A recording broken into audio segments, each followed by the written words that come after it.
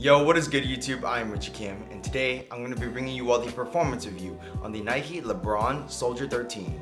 Before we get started, if you all enjoy sneaker content just like this, do me a favor and hit that subscribe button down below. But anyways, let's get right into it. As always, starting off with the traction, the Lebron Soldier 13 features a modified herringbone traction pattern, and by modified I mean that the pattern itself is just a little bit more spread out than usual, and honestly I think that was a great move because the traction on this is so good. Whether I was playing on a clean court or dusty court, I didn't have any problems. The bite was always there and it was always consistent, so I knew what I was gonna get out of the shoe. And I think a lot of that actually has to do with not only like the pattern and the compound, but the way that they spread out the herringbone traction pattern.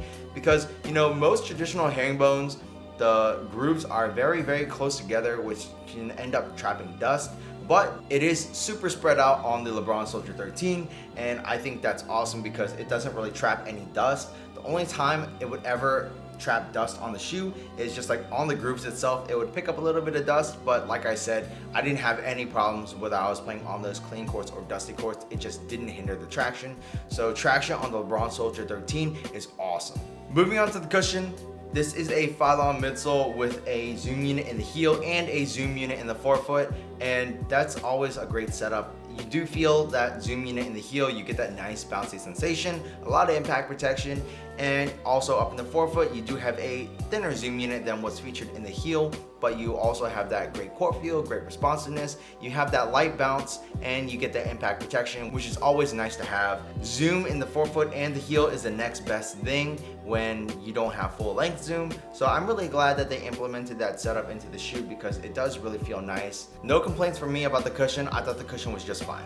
So moving on to the materials, the Lebron Soldier 13 does feature a full ripstop upper, and what that's going to give you is a lot of durability, a lot of containment.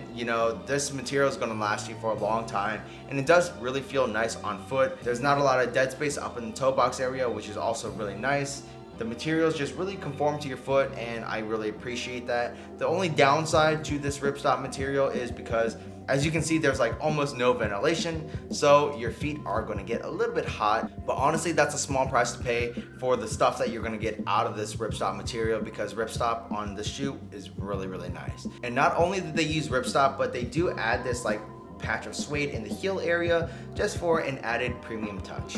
I personally love the materials on the Soldier 13. So moving on to fit, I went true to size, and I can say that the Soldier 13 is actually really snug, especially up in the forefoot. I am a slightly wide footer, and I did feel a little bit of pressure around where my pinky toe is up in the forefoot area. And when you crank the strap or pull the strap over to get a really tight fit, then you're gonna actually feel it a lot, but it's not to the point where it's painful. It's just pressure, and you kind of get used to it after you play in the shoe for a little while. So slightly wide footers, I would say going true to size is perfectly fine for you. However, if you guys are wide footers to hella wide footers, definitely try these on in stores if you can, or just go up a half size because you guys will definitely feel it in the forefoot area. Lengthwise, I thought it was perfectly fine going true to size, and just the overall construction of the shoe gives you a nice, good, pretty close to one-to-one fit in my opinion. The straps actually do a good job of locking your foot in, and the Soldier 13 actually has some straps on top of the straps that you pull for some extra lockdown. And honestly, I didn't really use it because it kind of felt weird. The way it works is when you pull this strap, like the materials start to overlap each other, and I didn't really like the way that felt, so I would just pull the strap as hard as I could, and I felt like I got a really good fit out of that. But for those of you that have different size feet or whatnot, this little strap could actually help you all a lot. For me, it didn't really do much, but that didn't really mean that the fit was bad. I got a great overall fit and lockdown just from these two big straps alone. So moving on to the support, I didn't have any problems in the support area. You do have a heel cup in the back that helps you lock down your heel. Combine that with these straps that just really pull your foot into the shoe, you're not gonna have any problems. In the forefoot area, I didn't have any side-to-side movement on the footbed, as you really shouldn't, because the materials do a great job of containing your feet along with the strap itself. And you do actually have an outrigger on the shoe that's formed by the outsole, which is also really nice because you're not going to have any instabilities on those lateral movements. The support in the Soldier 13 was really good. It has everything you want and nothing that you don't. So moving on to the price, the Soldier 13 retails for $140, and you know, for 140 bucks, it is a really good shoe. It's a fun shoe to play in, and it definitely is eye-catching, especially in this colorway. If you guys don't like laces, these straps are the way to go because these straps don't come undone like it did in the Soldier 12. And yeah, you know, you guys are getting awesome cushion, great traction, great fit, great material, all for a pretty solid price of $140. The only problem for me is that the cushion setup isn't anything like the KD12s, which are freaking awesome if you guys haven't tried those out yet.